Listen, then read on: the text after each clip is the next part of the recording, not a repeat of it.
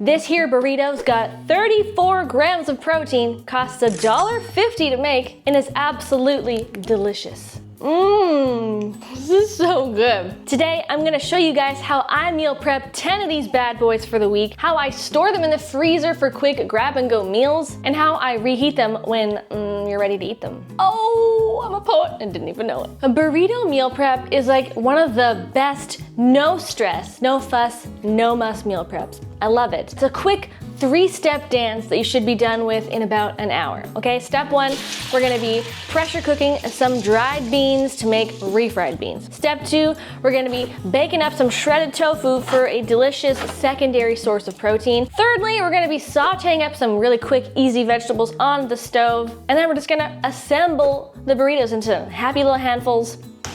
Call it a day. So without further ado, let us commence step number 1, making the refried beans. Well, hell you're making my beans come true. That was beautiful, I know. In case you didn't know, dried packaged beans are way cheaper than canned beans, okay? This here is 2 pounds of beans. We're gonna be using 1 pound, which only comes to $1.90. Super cheap. I'm just gonna measure out my 1 pound of beans with my food scale here. And then what we're gonna do is we're just gonna rinse out the beans, plop them in your Instant Pot, fill up the pot with water, cover the beans by about 2 inches or so. If you wanna season them a little bit more fancy, you can throw in some vegetable bouillon paste or cubes. You can add a few bay leaves. You can add whatever spices you want, or maybe some dried onion flakes, right? You do you on how to season the beans. Pop the lid on the Instant Pot, and then we're going to, on high pressure, add 25 minutes to the timer. We're gonna let it do its thing. We're gonna high pressure cook it for 25 minutes, and then after it's done, we're gonna naturally let it pressure release for like 10-15 minutes or so, and then we'll do a quick release for the remainder of it. And then once that's all done, we will come back to the beans, because it's gonna take a little while for them to do their thing. In the meantime, while the beans cook,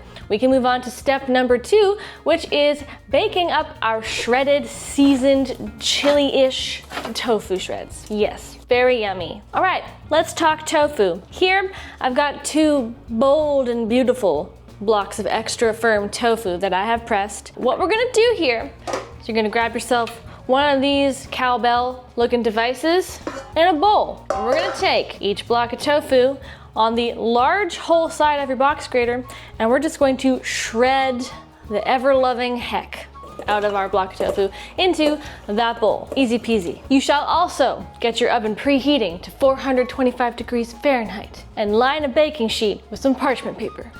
Observe! Ta-da! Ooh, this feels so good. Like this right here is therapy. Kinesthetic therapy. Now what we're gonna do is just swap out the bowl with our baking tray. We're just going to dump all that shredded tofu out onto the tray. If you have small baking trays, you might need 2 of them. You don't have to even season the tofu in this step, which is why I love this recipe, because we're gonna be seasoning it when it comes out of the oven. If you don't trust me, just wait and see. We're gonna be using taco seasoning, you know, like the little packets?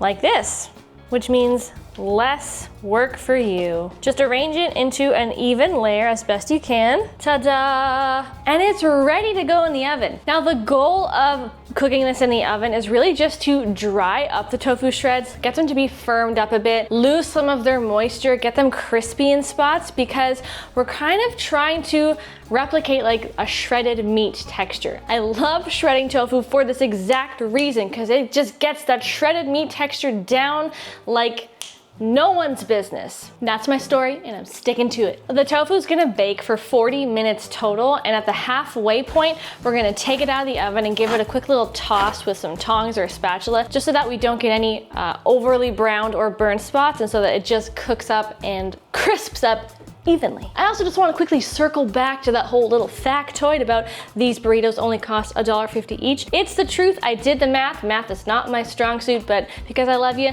I did the difficult thing. I've got all the information below for you for all of you who have trust issues and don't believe me. And while you're down there, you can go ahead and hit that subscribe button, because it's free. You get tons of delicious, free, high-protein, plant-based recipes filling up your subscription feed every single week. You're helping me grow my Steamy Vegan community, and it's a good time here, so hit that subscribe button. And then let's move on to our veggie prep. Now the veggies are kind of a whole no stress situation. It's a you do you, use what you got, use what you like, use what's on sale. In my case, I happen to get some pretty reasonably priced bell peppers, so I've got 2 of them.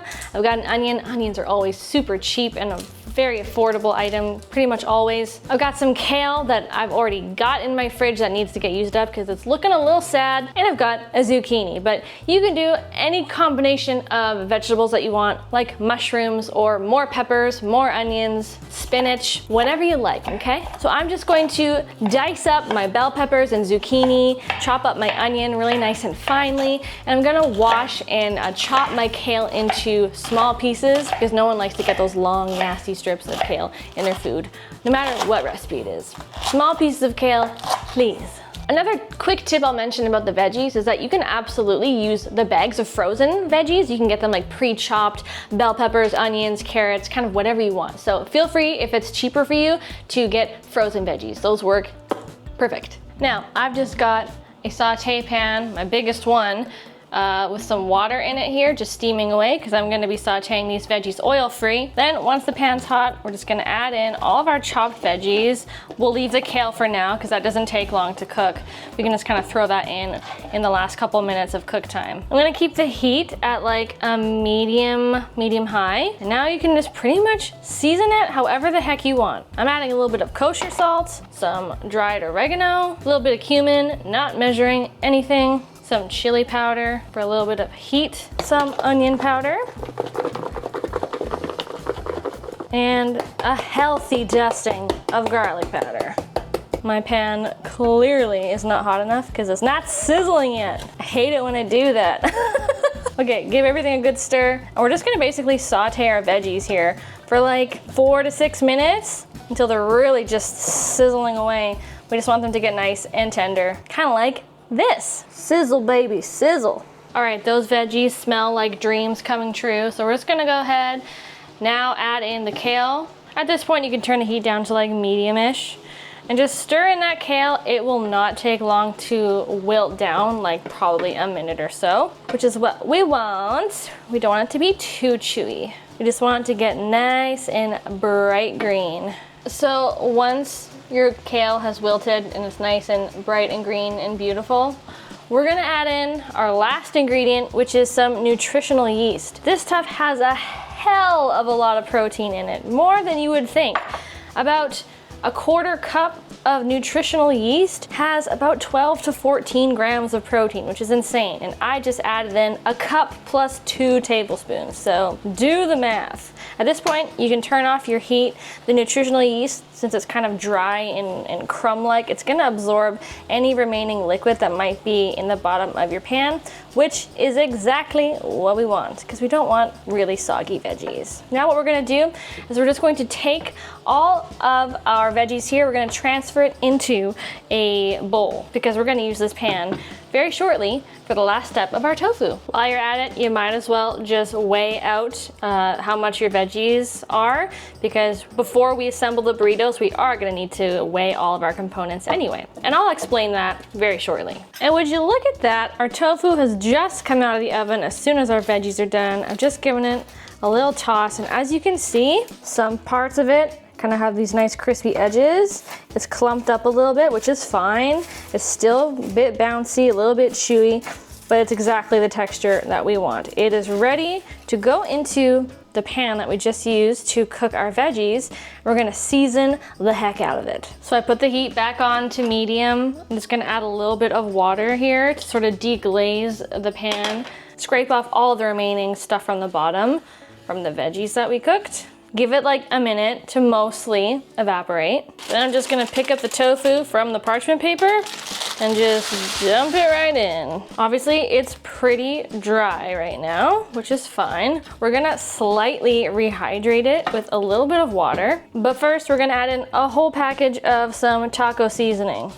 This is a chili garlic flavor. That sounds really good. We're pretty much just doing this just as you would if you were cooking taco meat. Just basically follow the package directions that come on the back of your taco seasoning mix. Usually they say to kind of stir it in with your meat and then add about 1/2 cup to 1 cup of water, which is exactly what I'm gonna do. We'll start with like half a cup and then go from there. Heavens to Betsy, that smells so good. I have never used this brand, Cholula, of taco seasoning before, and it smells divine. This is giving like serious pulled pork taco meat vibes, and I am here for it. Once the water in the bottom starts to kind of evaporate and everything looks a little bit more thickened and saucy, then your taco meat's done.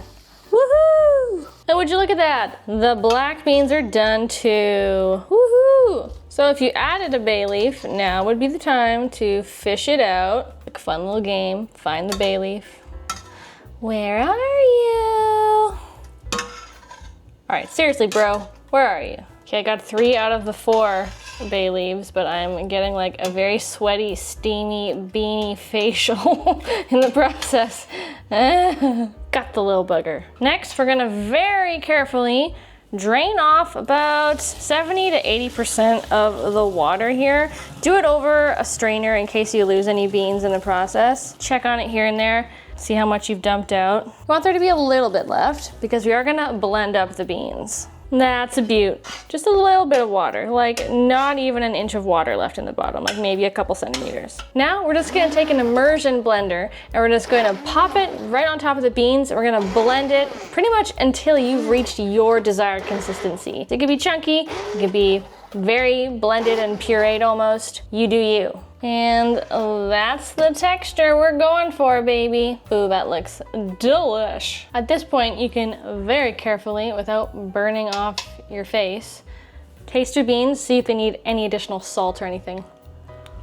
Yeah, need salt. All right, people, we are approaching the finish line. What we're gonna do now is we're gonna weigh all of our components that we've just cooked. Like I showed you with the veggies, we're gonna repeat the same process. So you're gonna need a food scale, okay? An empty bowl, place it on your food scale before turning it on, and turn it on. And we're gonna work on the tofu.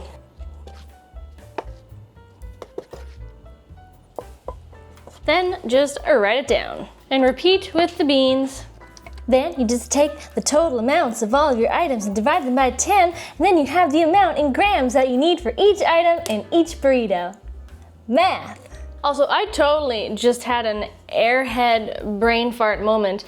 I just realized that I actually didn't even season my beans after they finished cooking, which I had every intention to do, but I forgot. But after tasting it, they're actually totally delicious. I cooked them in some vegan chicken stock powder, and that actually made them taste perfect. So I'm not gonna touch them. They taste great. But you season them however the heck you like. Beans! Behold and observe our cooked items. Give yourself a round of applause. Yes, good job, good job, good show, everyone. The last item that I'll mention to you guys that we're adding to our burritos is this. We're gonna add some salsa, and yes, we're gonna be using this whole jar between our 10 burritos, just for some fun flavor. Now, you're finally gonna get to crack open your bag of tortillas. I've got 10 whole wheat large tortillas here. If you are gluten-free, you can absolutely do this meal prep with just gluten-free tortillas that you like. So here's my process. I take my plate, I put it on my scale, turn on my scale, plop on your tortilla, and zero out the scale again. I prefer to measure things in grams, but you can do ounces if that's how you measured all of your other stuff. Now I'm just gonna layer on the ingredients, starting with the beans, then the tofu, then the veggies, and then the salsa, adding in all the pre-measured amounts that we did a few minutes ago, and then roll it up. If you find that things kind of like spread out on the tortilla or they kind of just fall everywhere, you can just kind of smush them back into the center and then proceed again with rolling up the tortillas. And then since my personal favorite way to reheat my burritos is actually in the air fryer and not the microwave, I like to roll them up individually in some aluminum foil.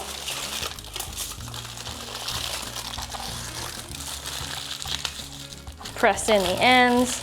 And repeat until you're all done. Now when it comes to storing your burritos after you've rolled them all up, I personally like to just put them into a container that will fit a bunch of them and that can fit in my freezer. So I just use these 2 containers here. Or you can always just put them into a Ziploc bag, label it if you wish, and keep it in your freezer until you're ready to eat it. Hello from the future. I'm just gonna throw some reheating instructions at you. Pop this in the air fryer to reheat for about 25 minutes or so at about 375, and it should be nice and hot all the way through. All right, taste testing the protein burrito in 3, 2, 1.